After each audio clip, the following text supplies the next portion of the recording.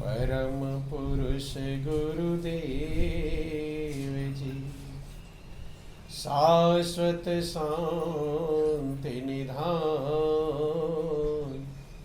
बार बार दंडवत करूं सकल सुखों की खान। सतगुरु सत्य स्वरूप लखो, मन चित हो प्रशांत, त्रिविधि ताप का नाश हो, जीवन बने सुखान। अमित महायश आपका, महिमा कही न जाय, नीति नीति कह चुप भय, वेद ग्रंथ सब गाय।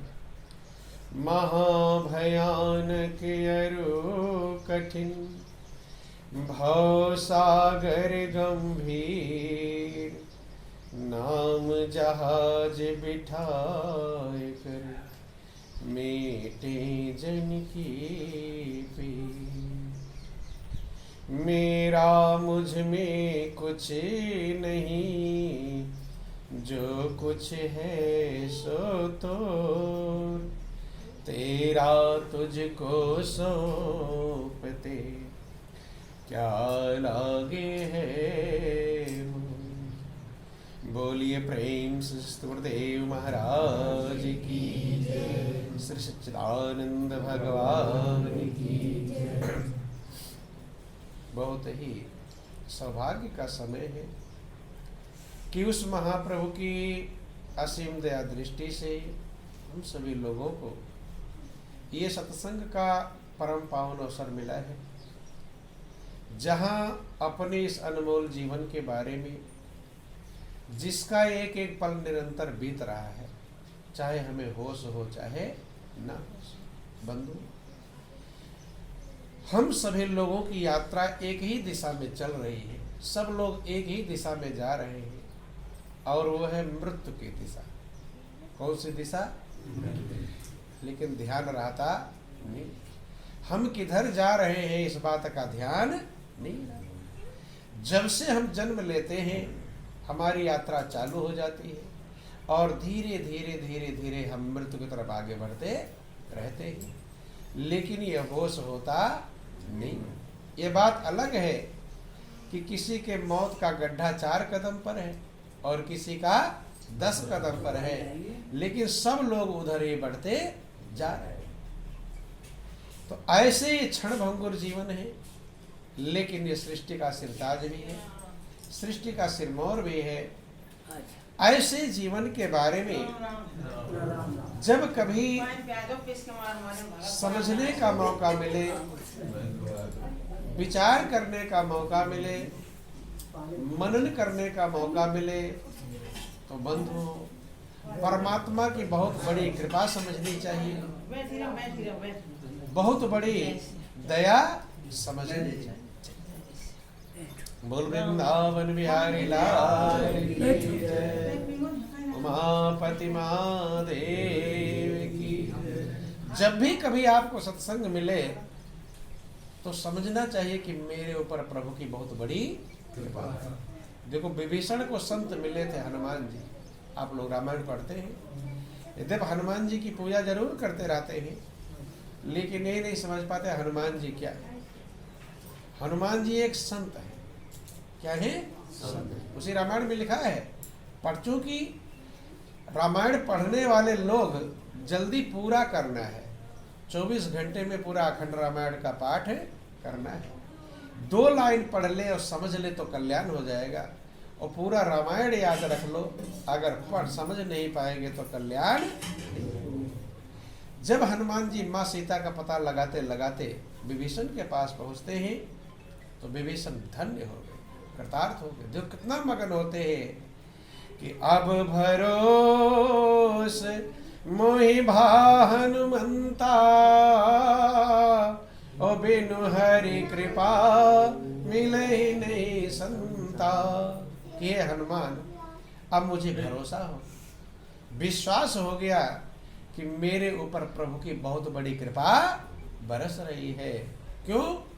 बिनु हरि कृपा मिले ही नहीं संत। बिना प्रभु कृपा के संत नहीं मिलते, तो अगर संत मिल गए हैं, हनुमान जी मिल गए हैं, तो मेरे ऊपर मालिक की बहुत बड़ी कृपा है। कि जो रघुबीर अनुग्रह कीना, और तब तुम मोहि दरस हठ दीना। कहते हैं कि जब प्रभु ने कृपा किया है, तब आपने मुझे दर्शन दिया है। बिना प्रभु कृपा के संत मिलते नहीं। और संत के मिलने का फल क्या है? थोड़ा गौर करेंगे, विचार करेंगे। जो विभीषण लंका में डर के मारे रहते थे, दबे रहते थे, थर थर कांपते थे रावण के डर के कारण, अब वही विभीषण जब संत मिल गए, हनुमान ने वर्णन किया कैसे मैं रहता हूं कि सुना हो पवन सुत रानी हमारी, और जिमि दसन निमहु जीभ बेचारी। कैसे रहता हूं लंका में, चूंकि हर तरफ राक्षस ही राक्षस है। बंधु, आपके घर में एक ही व्यक्ति उल्टा हो जाए तो वही पूरे परिवार को बेचैन कर देगा, नहीं कर देगा। सब सही है, एक ही उल्टा आदत बना ले, शराबी फराबी तमाम उल्टी सीधी काम करना शुरू कर, तो सबका मन टेंशन में आ जाएगा। और जिस लंका में सब राक्षस ही राक्षस हैं, उस लंका में विभीषण के लिए रहना कितना कठिन है। कहते पवन पुत्र में क्या कहूँ, कैसे। और थोड़ा इसे खिसक लो आप लोग आगे बढ़ो, जब खिसक लो। बोलो वृंदावन बिहारी लाल की, उमापति महादेव की। कहते हैं सुना हो पवन सुत रानी हमारी, और जिमि दसन निमहु जीभ बेचारी। हे पवन पुत्र, कैसे मैं क्या कहूँ, कैसे रहता हूँ। जैसे दांतों के बीच में जीभ, अरे दांत कई सारे हैं, नुकीले हैं, कठोर हैं, काटने वाले हैं, और जीभ अकेली है और मुलायम है, उसके पास धार भी नहीं। और जीभ को उस दांतों के बीच में घूमना है, चक्कर लगाना है। क्योंकि जो शब्द का हम उच्चारण करते हैं, जीभ उसी एंगल पर मुड़ेगी तब वही आवाज निकलती है। तुरंत जीभ को मुड़ना होता है। और कभी जीभ में कोई घाव हो जाए, तब आपको बोलने में कुछ का कुछ निकल जाता है। बंधु, तो कहते हैं कि ऐसे मैं लंका में रहता हूं। हनुमान जी कहते हैं फिर भी कोई समस्या नहीं, क्योंकि मनुष्य जिसे समस्या समझता है, संत महापुरुष कहते हैं वो कुछ समस्या ही नहीं।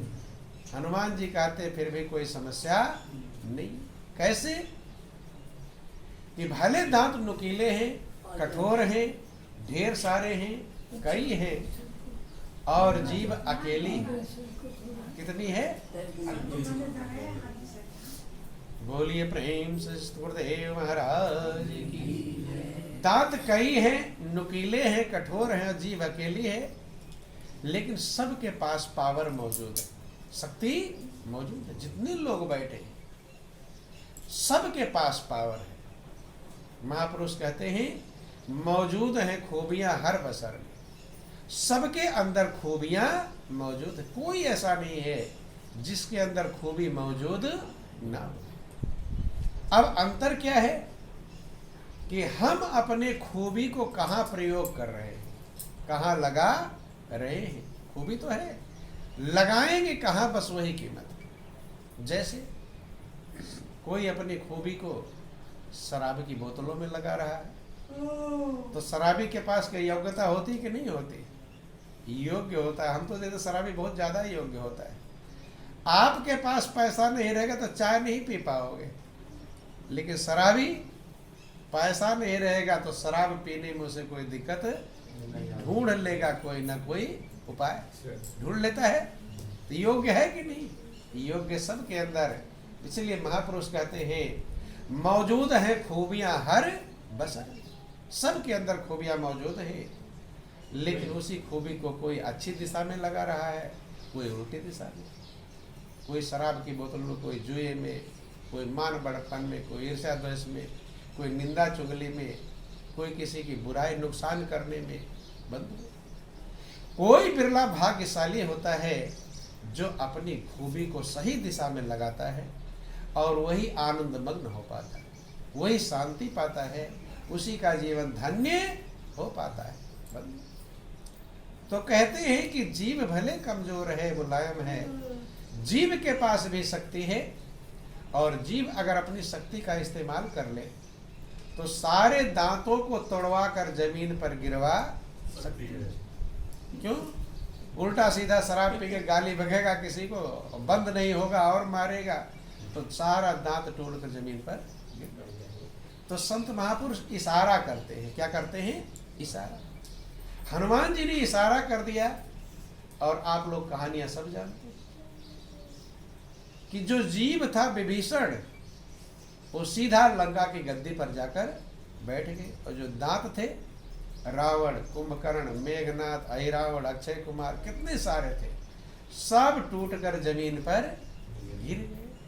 संत के मिलने से ही विभीषण प्रभु के पास पहुंचते हैं। कहाँ पहुंचते हैं?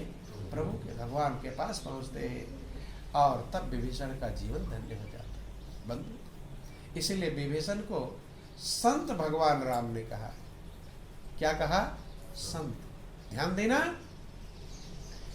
विभीषण गृहस्थी में है, लेकिन उन्हें भगवान राम संत कह रहे हैं। क्या कह रहे हैं? रामायण में लिखा गया कि तुम सारिखे संत प्रिय मोरे, और धरो देह नहीं आन निहोरे।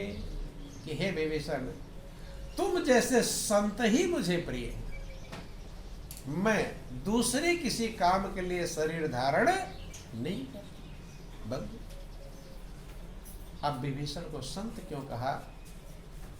खाली कपड़े पहन लेने से संत होता नहीं, अंदर जब रंग जाता है, वो आप लोग कभी कहते हैं मन न रंगाए और रंगाए जोगी कपड़ा।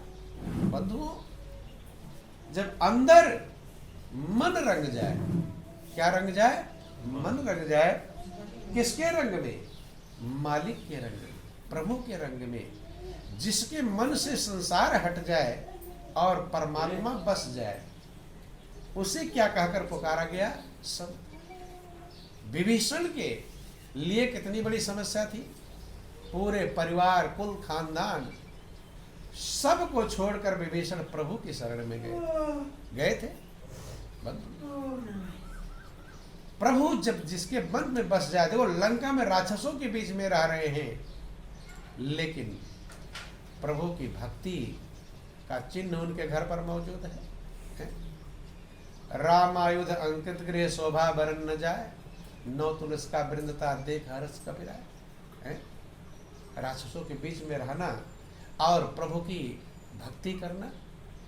भगवान राम कहते खल मंडली बसौ दिन राती, और सखा प्रेम निभाए के ही बाती। दुष्टों की मंडली में रहते हैं, राक्षसों की मंडली में रहते हैं, और अपना प्रभु से भक्ति कैसे करते हो, कैसे प्रेम निभा पाते हो। क्योंकि जितना झंझट में जो कोई काम आप कर लेंगे तभी योग्य कहलाएंगे। क्या कहलाएंगे? मुश्किल में। इनाम किसे मिलता है? जो आसानी वाला काम कर ले, जो कठिनाई वाला काम करे। जो कठिनाई वाला काम करेगा तब उसे इनाम मिलता है। बंधु, तो ऐसी जिंदगी हम सभी लोगों को मिली है, और सत्संग मिल जाए तो अपने आप को बहुत बड़ा भाग्यशाली समझना चाहिए। मनुष्य की जिंदगी पाकर के बंधुओं, आप लोग बार बार इस बात को सुनते हैं कि जिंदगी देव दुर्लभ है, देवताओं को भी दुर्लभ है। लेकिन क्या कभी एहसास होता है कि जो जिंदगी मुझे मिली है ये देवताओं को दुर्लभ है? क्यों? क्योंकि रात दिन टेंशन में, चिंता में, बेचैनी में जिंदगी गुजारते हैं। तो क्या देवता इसीलिए तरस रहे हैं कि मनुष्य का जीवन मुझे मिल जाएगा, टेंशन बेचैनी में गुजारूंगा, है? इस जिंदगी को पाकर कोई फांसी लगा रहा है, कोई जहर खा रहा है, कोई खुद दूसरे को काट डाल रहा है, कहीं पत्नी पति का गला काट दे रही है, जिसके साथ साथ फेरे फेरते हैं, नहीं फेरते, शपथ खाते हैं, साथ जिएंगे साथ मरेंगे, शपथ खाते हैं और उसी का गला काटते हैं। तो क्या इसी जिंदगी के लिए देवता तरस रहे होंगे? ध्यान देना बंधु, ये जिंदगी अनमोल है, कीमती है, लेकिन कितनी भी कीमती चीज मिल जाए, अगर हम उसकी कीमत नहीं समझ पाएंगे तो हम उसका लाभ नहीं उठाएंगे। महापुरुष कहते सारा संसार पिस रहा है। क्या हो रहा है? पिस रहा है। एक समय का जिक्र आता है कि संत कबीर और उनका बेटा कमाल चले जा रहे थे।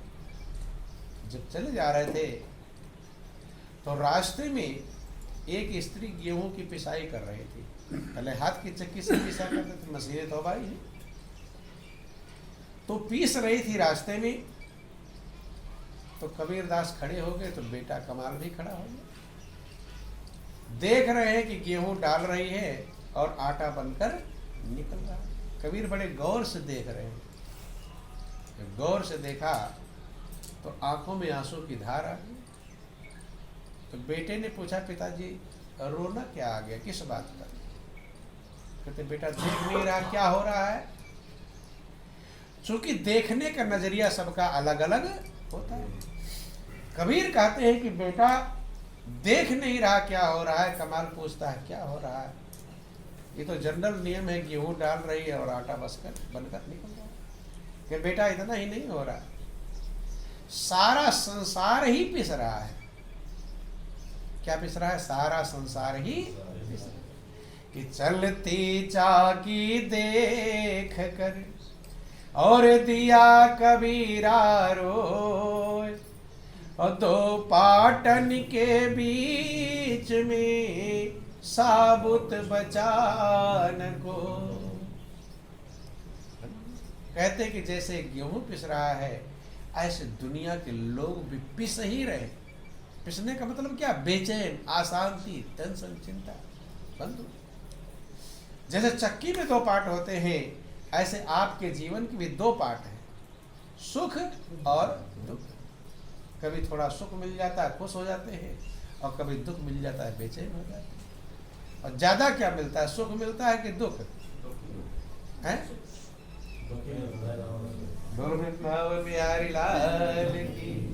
आधी रात को भी जग जाएंगे, जबकि रात सोने के लिए है, तो भी कोई ना कोई चिंता दिमाग में, ये कैसे होगा, वो कैसे होगा, टेंशन लग जाए।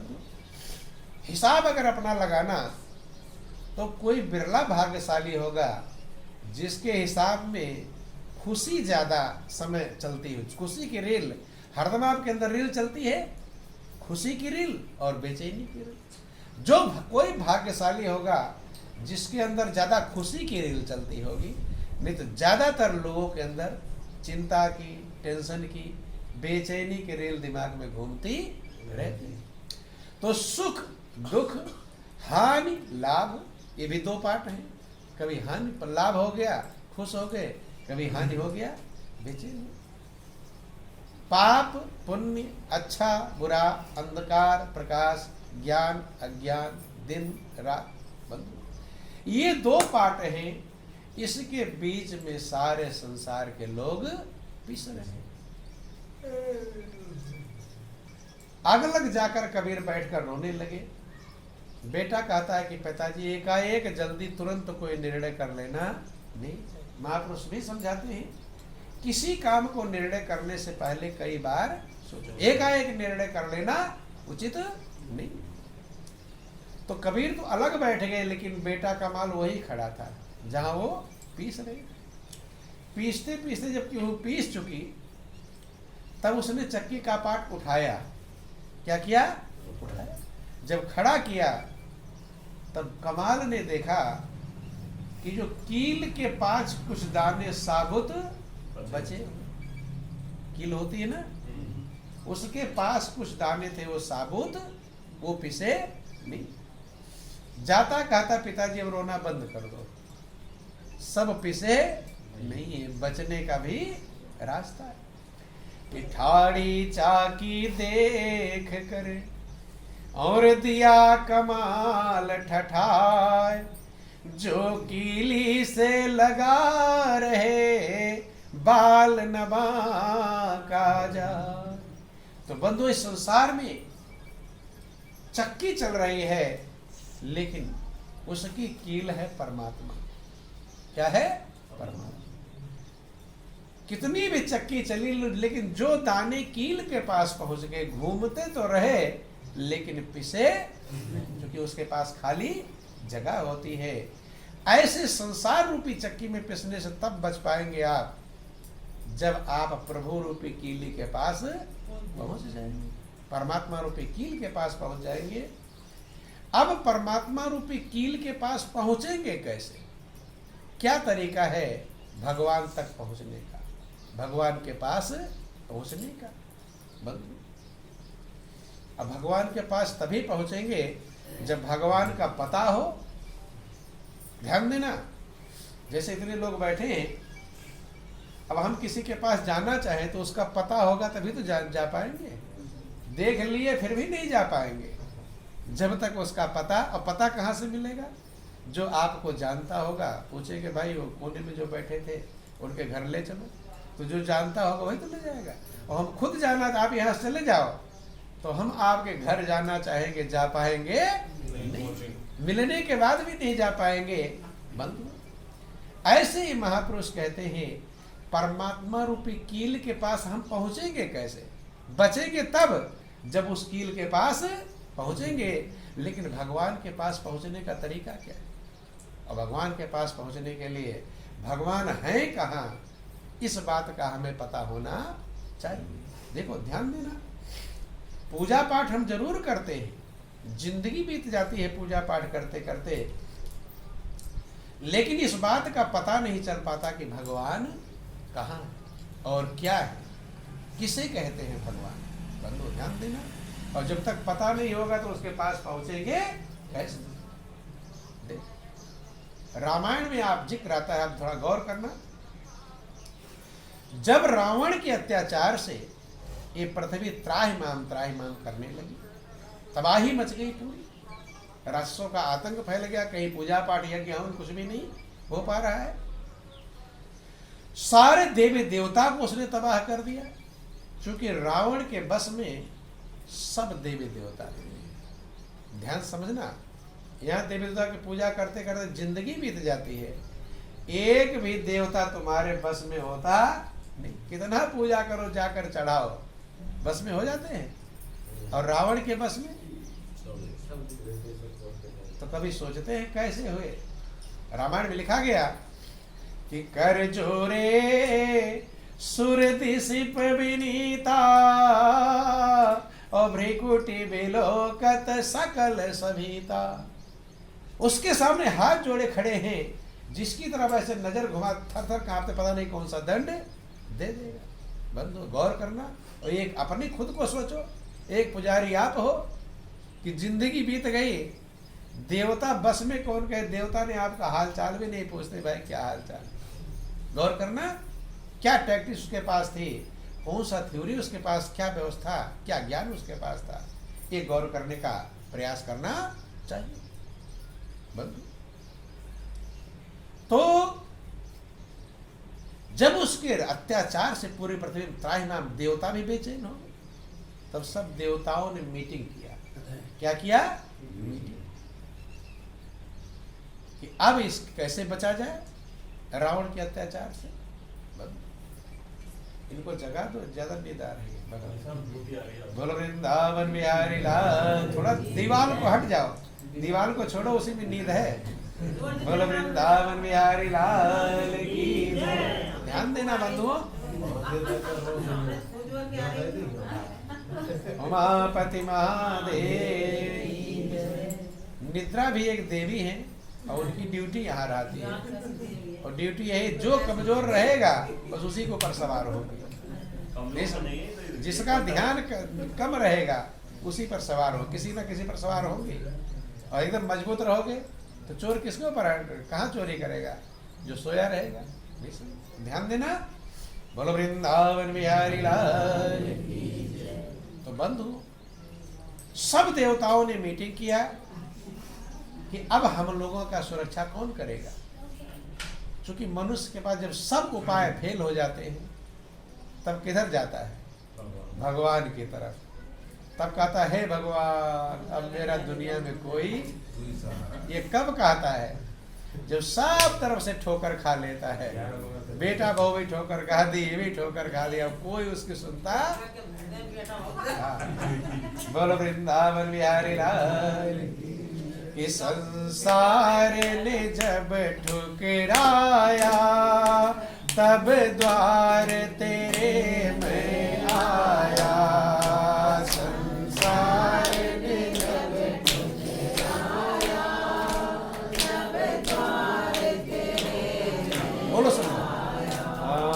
संसार ने जब ठुकराया तब द्वार तेरे में आया। संसार ने जब ठुकराया तब द्वार तेरे में आया। जब लूट रही थी माया तूने कितनी बार जगाया। जब लूट रही थी माया तूने कितनी बार जगाया। ना मेरी समझ में आया ना द्वार तेरे में आया। ना मेरी समझ में आया ना द्वार तेरे में आया। संसार ने जब ठुकराया तब द्वार तेरे में आया। संसार ने जब ठुकराया तब द्वार तेरे में आया। बंधुओं, जब सब देवता मीटिंग कर रहे हैं कि भगवान के पास चलो, उन्हीं से अपनी फरियाद निवेदन करो, लेकिन भगवान के पास जाएं तो तब जब पता हो भगवान कहाँ है। ध्यान देना, वही कील वाली बात है। कील के पास जाने पर सुरक्षित होंगे, लेकिन कील का पता हो कि कहाँ पर है तभी तो जाएंगे। तो रामायण वर्णन आया कि कोई कह रहा है बैकुंठपुरी चलो। कहाँ चलो? कि पुर बैकुंठ जान का कोई ओ को का पय निधि बस प्रभु सोई। कोई कहता है बैकुंठपुरी चलो, वहां भगवान रहते हैं। कोई कहता है क्षीर सागर चलो, वहां मतलब जैसा जिसको ज्ञान था सब लोग अपना अपना विचार बता रहे हैं। तो भगवान शंकर कहते हैं कि हे गिरजा, उसी समाज में मैं भी मौजूद था, सब देवताओं के साथ में मैं भी। कि ते समाज गिरजा मैं रहूं अवसर जानी बचन यक कहूं। कि हे गिरजा, उसी समाज में मैं भी था जो सब लोग अपना विचार व्यक्त कर रहे थे। तो जब मुझे अवसर मिला, क्योंकि कुछ भी कहना चाहिए तभी जब मौका मिले, वचन ही कहूं, एक वचन मैंने कहा। क्या कहा? कि हरि व्यापक सर्वत्र समाना और प्रेम ते प्रगट हो ही मैं जाना। भगवान शंकर ने क्या कहा? ये बहुत महत्वपूर्ण है।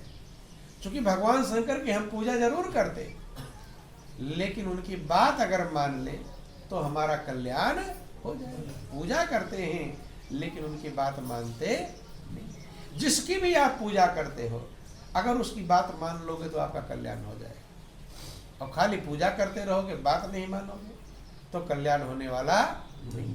जैसे एक बेटा पिता की जो रोज आरती उतारे, पूजा करे, और पिता की बात ना माने तो पिता खुश होंगे?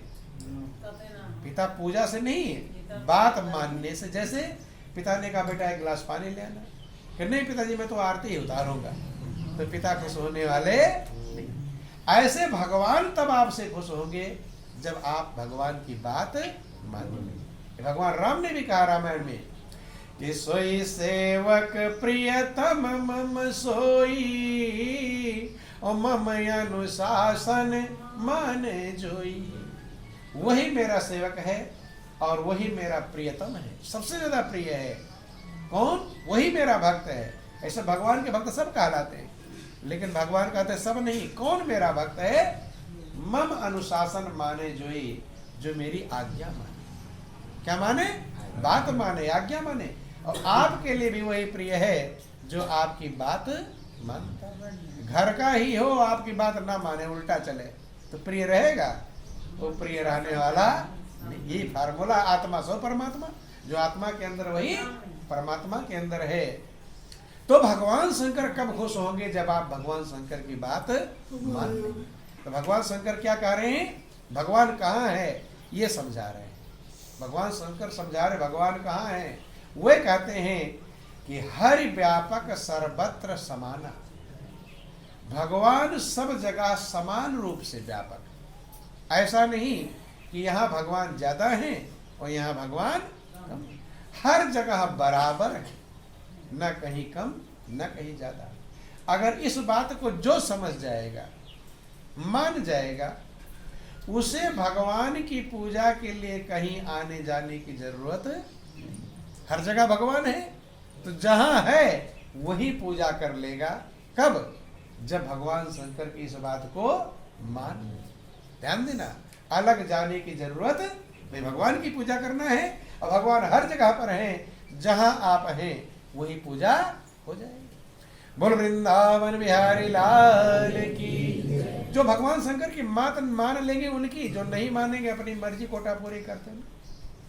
वे कहते हरि व्यापक, व्यापक है, सर्वत्र समाना, और प्रेम ते प्रकट होई मैं जाना। दूसरी बात क्या है कि भगवान प्रेम से प्रकट होते हैं। क्या होते हैं? प्रेम से प्रकट होते। तो अगर सही में प्रेम होगा तो भगवान प्रकट होंगे, और काम चलेगा प्रकट होने से। सब जगह तो हैं, लेकिन बिना प्रकट हुए काम चल सकता? आपका कल्याण तभी होगा जब आपके लिए भगवान प्रकट हो। प्रकट नहीं होंगे तो आपका कल्याण होने वाला नहीं। कैसे नहीं होगा? जैसे देखो ये तखत है, इसमें अग्नि है,